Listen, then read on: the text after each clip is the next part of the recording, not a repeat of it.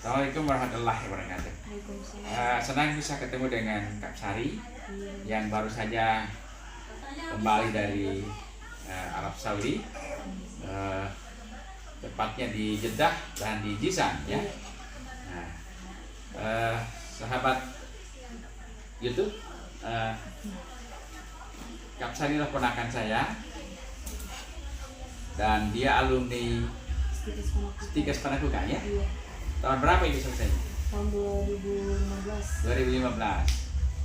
Nah, yang berhasil kemudian merambah lapangan kerja atau dunia kerja global, dunia kerja internasional. Buktinya bisa ke Arab Saudi. Iya. Pertama, berapa lama mempersiapkan diri untuk kemudian bisa dikirim ke Arab Saudi? Kurang lebih 1 tahun. 1 tahun. Iya. Di persiapannya di Makassar atau di Surabaya? Di Makassar, pertamanya itu di Makassar, terus yang proses keduanya itu di Jakarta. Oh, Jakarta. Iya. Jakarta berapa bulan? Jakarta 3 bulan. Yang Cuman proses yang lama itu kenapa sampai kurang lebih 1 tahun, karena menunggu proses dokumennya. Oh, dokumen. Iya. Yang dipersiapannya apa saja? Bahasa? Bahasa Inggris untuk interview. Ya.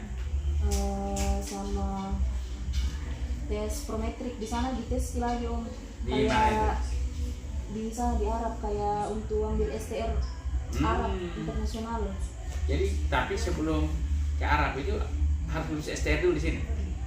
Tidak sih, di sana nanti ininya, Pokoknya examnya. jadi mereka mau terima tanpa STR Indonesia, tapi di sana dites. STR Gitu. pakai STR Indonesia, tapi sampai di sana dites Tes lagi. lagi. Setelah 3 bulan kerja di sana, atau 3 bulan sampai 6 bulan kita dites lagi, ada examnya. Oh, Sama kayak di sini Ukom kalau di sini, kalau di Ukom. sana prometrik. iya ya. Tetapi itu harus lulus STR dulu di sini. Iya. Nggak bisa tidak kalau Tidak. Arab Karena persyaratannya kalau untuk Arab Saudi harus ada STR. STR. Oh, jadi sebetulnya kalau English preparation begitu berapa lama saja dibutuhkan kemarin? Sebentar Jom. Karena berarti sudah pintar memang bahasa Inggris ya. Iya. Nah, Kak, sejak kapan belajar bahasa Inggris tuh? Sejak SMP. Oh, yang sudah SMP. Kan kalau untuk bahasa Inggris itu dasar-dasarnya saja untuk sebatas interview. Nanti kalau misalnya untuk kelancaran, kalau sudah di sana, jadi jangan takut nih kalau misalnya kurang bahasa Inggris. Iya, iya, iya. Tapi kan 2015 selesai, lalu berangkat kan? 2018 om sorry. 2018 selesai. Iya. Oh iya, berarti langsung berangkat ya? 2019 kan berangkat sudah? Sempat saya ini menganggur ke om di Iya. 1 tahun. 2 tahun. Iya. Baru berangkat karena kurang lebih 1 tahun itu saya tunggu prosesnya. Sebetulnya tidak nganggur, Iya. itu menunggu proses. Menunggu proses. Ya, ya, ya, ya. Tapi memang artinya ketika selesai dari mana tadi pergantiannya itu? Stikas Panakukan. Stikas Panakukan, ketika selesai memang langsung berniat untuk ke Iya, ditawari dan mau itu. Iya. Nah, berapa orang alumninya Stikas Panakukannya ini? Banyak om. Banyak ya? Di tempatku ada, kami tuh ada 4 orang, terus di Riyadh 2 orang, di Jeddah banyak, ada 5 orang. Banyak ya? Iya banyak. Untuk termin pemberangkatan itu ya? Iya. Itu memang difasilitasi kampus atau cari sendiri ini? Kerjasama sama agen. Oh, ada agen tapi Iya. kerjasama dengan kampus. Kampus, iya. Oh, I see. Siapa alumni yang mau ke sana mendaftar Daftar. nanti. Jadi agennya sudah ada ya? Iya, dan nanti agennya itu kadang datang ke kampus untuk sesi interview sama bos di sana. Di Arab Saudi. Ya, ya, ya. Sama usernya. Oke. Kenapa berani ke Arab? Padahal perempuan. Mencoba ya? Butuh pengalaman kerja. Pengalaman kerja ya? Iya. Nah, pasti luar biasa memang ya. Mumpung ada kesempatan. Ada kesempatan. Jadi ke Arab itu sebetulnya bukan hanya sekedar mencari uang, Iya. tapi juga di samping itu yang paling penting itu pengalaman. Iya, pengalaman kerjanya. Oke. Katanya sehari itu ketika berangkat kan tujuan utamanya Jeddah. Iya.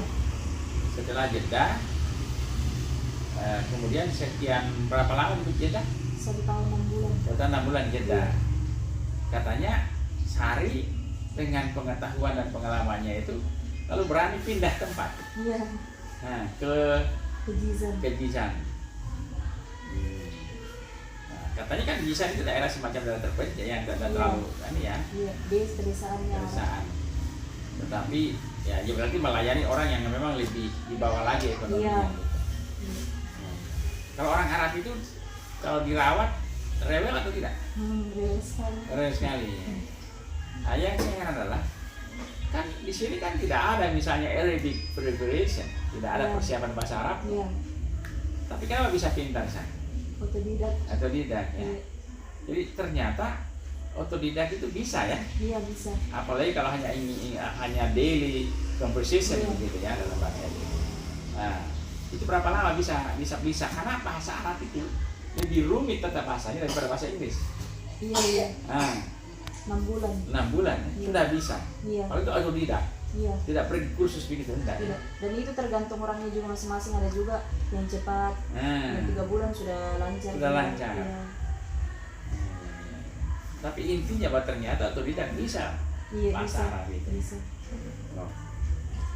Pindah ke Jisan, cari pengalaman baru, lalu kemudian mungkin pastinya ya salary-nya mungkin lebih besar ya. Lalu kemudian berapa kali umroh?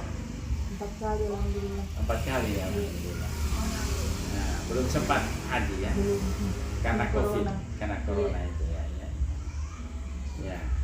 Terus kemudian berarti di Arab itu karena tadi di Jeddah 1 tahun 6 bulan. Iya. Tahun 6 bulan ya, berarti 18 bulan. Iya. Terus kemudian di Jizan itu 8 bulan. 8 bulan. Jadi sebetulnya berarti 2 tahun 2 bulan kurang lebih Iya. ya Iya. di sana.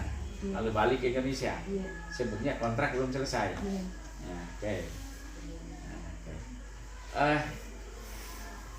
Satu hal yang menarik sebetulnya karena perempuan, apalagi dari Sorwako, makanya saya sengaja ini kita publish ke teman-teman, lalu berani ke Jeddah, di mana yang kita dengar itu kan di Arab itu terkadang orangnya sangar-sangar begitu, kasar-kasar ya. Kenapa tidak takut itu dengan berita itu? Awalnya takut sih, tapi ternyata pas sampai di sana, kalau kita pekerja legal, apalagi tenaga kesehatan dihargai. Iya, nggak diganggu. Nggak diganggu. Mereka tahu. Jadi walaupun kita juga keluar sendiri pergi membeli, nggak diganggu. Nggak diganggu. Iya. Tapi katanya benar nggak itu memang ada sedikit gangguan kalau terkasihan tentang pembantu rumah tangga yang tidak legal? Gitu? Iya, banyak. Banyak ya. Jadi intinya adalah kalau mau ke sana, khususnya di Arab, pengalaman cari, 1 harus legal. Iya. Yang kedua, pekerjaannya itu memang adalah pekerjaan yang bukan sebagai housewife gitu, rumah tangga ya. Karena memang katanya kalau pembantu rumah tangga kan tinggal di dalam. Iya, tinggal di dalam. Nggak keluar. Tidak, kadang juga HP-nya disita sama bosnya, majikannya ya. majikannya. Banyak itu pasienku rata-rata orang Indonesia juga di Jeddah waktu itu. Ada yang datang kasihan, hasil penganiayaan atau apa? Jarang, kayak pergi berobat, baru itu dikasih berobat. Oh, kalau sakit. Iya, diambil HP-nya sama majikannya. Berat pekerjaannya. Tapi ini kan karena mereka tidak legal ya. Iya. Ya, jadi intinya harus legal ya. Iya. Nah, jadi sahabat YouTube, ternyata masalahnya memang cara kita sendiri juga ya. Iya. Berani pergi ke Arab dan dengan cara yang tidak legal. Ya, dan ternyata ketika legal mereka menghargai juga ya. Iya. Oke. Terus sekarang Sari kan udah di Indonesia dan kemudian sebetulnya masih punya kontrak 4 bulan di sana. Dengar-dengar nggak balik lagi? Tidak. Ya agak susah balik lagi ya karena apa? Sudah dilamar ya. Iya. Dan dilamar yang melamar lagi tentara ya. Brimo. Jadi tidak mungkin memang agak susah itu, agak susah ya. Apa boleh buat ya, apa boleh buat. Nah sekarang yang pertama adalah setelah di Indonesia ini apa rencananya ke depan? Setelah jadi suami istri, maksudnya setelah jadi istri punya keterampilan di perawat, lalu kemudian menjadi istri tentara, apakah masih mau meneruskan profesi sebagai perawat di Indonesia? Insya Allah, Insya Allah. Ada rezeki. Berarti umur berapa sekarang? 26. Berarti masih bisa mendaftar pegawai negeri ya kalaupun ini ya. Masih bisa ya kan, tinggal 5 datanya pada. Iya. Nah, tapi ada yang menarik, katanya selama di Giza bukan hanya merawat tapi juga melahirkan orang normal. Iya. Ya orang bilang, how come? Kamu kan perawat. Iya. Kenapa bisa membantu orang melahirkan itu? Karena di sana minta maaf. Iya. Di sana kan dokternya obgyn. Mereka ndak butuhkan bidan. Oh. Mereka butuhnya perawat. Karena mereka di sana, kalau di Arab Saudi dokter obgyn itu yang langsung lahirkan normal orang. Normal orang. Ya, bukan bidan di sana. Bukan bidan. Bidan di sana ada bidan, tapi di rumah sakit ini pemerintah, dan itu pun disimpan di ruang anak untuk perawatan anaknya kalau sudah lahir. Yang bidan itu? Iya, tapi kalau untuk membantu tidak perawat dokternya sendiri. Iya. Tapi kenapa bisa Sari kemudian bisa melahirkan, bertanggung jawab melahirkan sendiri? Padahal itu sama dokter. Oh, sama dokter. Iya, sama dokter. Bersama dengan dokter. Iya, bersama dokter. Nah, terus kemudian bisa Sari yakin bahwa bisa membantu orang sekarang ini melahirkan tanpa bantuan dokter?